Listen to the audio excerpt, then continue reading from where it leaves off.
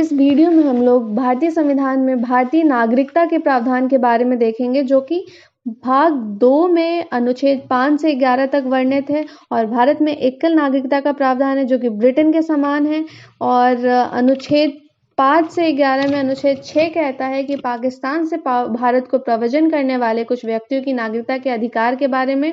अनुच्छेद 7 में पाकिस्तान को प्रव्रजन करने वाले कुछ व्यक्तियों की नागरिकता के अधिकार के बारे में। अनुच्छेद 8 में भारत के बाहर रहने वाले भारतीय उद्भव के कुछ व्यक्तियों की नागरिकता के अधिकार के बारे में। और अनुच्छेद 9 में जब कोई व्यक्ति स्वेच्छा से कोई विदेशी राज्य का नागरिक हो जाता है तो उसकी भारतीय नागरिकता स्वतः समाप्त हो जाती है। और अनुच्छेद 11 के तहत संसद को नागरिकता के संबंध में विधि बनाने की शक्ति दी गई है, जिसके तहत भारतीय नागरिकता अधिनियम 1955 पारित किया गया है। और जिसके आधार पर भारतीय नागरिकता 5 प्रकार से प्राप्त की जा सकती है। जन्म से, वंश परंपरा द्वारा नागरिकता प्राप्त की जा सकती है, पंजीकरण से प्राप्त की जा सकती है, देशीकरण से, और अर्जित भूमि के समामेलन द्वारा। और साथ ही 3 तरह से भारतीय नागरिकता का लोप भी हो सकता है। पहला, किसी अन्य देश की नागरिकता ग्रहण करने पर। दूसरा, नागरिकता त्यागने पर। तीसरा, सरकार द्वारा वंचित करने पर।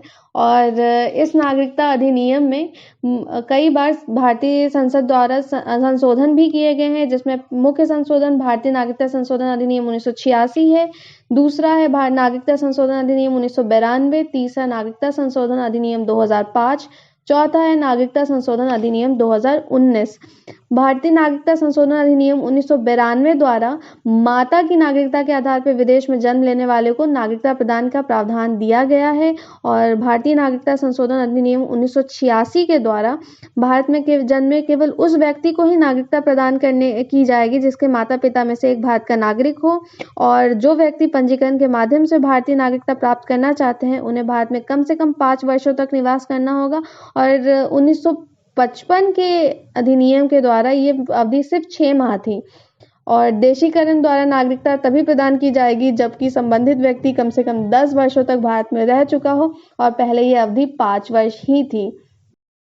नागरिकता संशोधन अधिनियम 2019, और यह अधिनियम 10 जनवरी 2020 से लागू हुआ। और यह अधिनियम अफगानिस्तान, पाकिस्तान और बांग्लादेश के हिंदू, सिख, बौद्ध, जैन, पारसी और ईसाई धर्म के अवैध प्रवासियों को नागरिकता देने का प्रावधान करता है। इस अधिनियम द्वारा उन्हीं को नागरिकता देने का प्रावधान है जिन्होंने 31 दिसंबर 2014 को या उससे पहले भारत में प्रवेश किया। यह अधिनियम संविधान की 6ठी अनुसूची में शामिल असम, मेघालय, मिजोरम और त्रिपुरा के आदिवासी क्षेत्रों पर लागू नहीं होता है।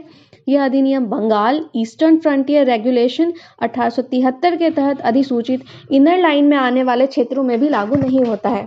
इस अधिनियम द्वारा भारतीय नागरिकता प्रदान करने के लिए आवश्यक 11 वर्ष तक भारत में रहने की शर्त में ढील देते हुए अवधि को केवल 5 वर्ष तक भारत में रहने की शर्त के रूप में बदल दिया गया है।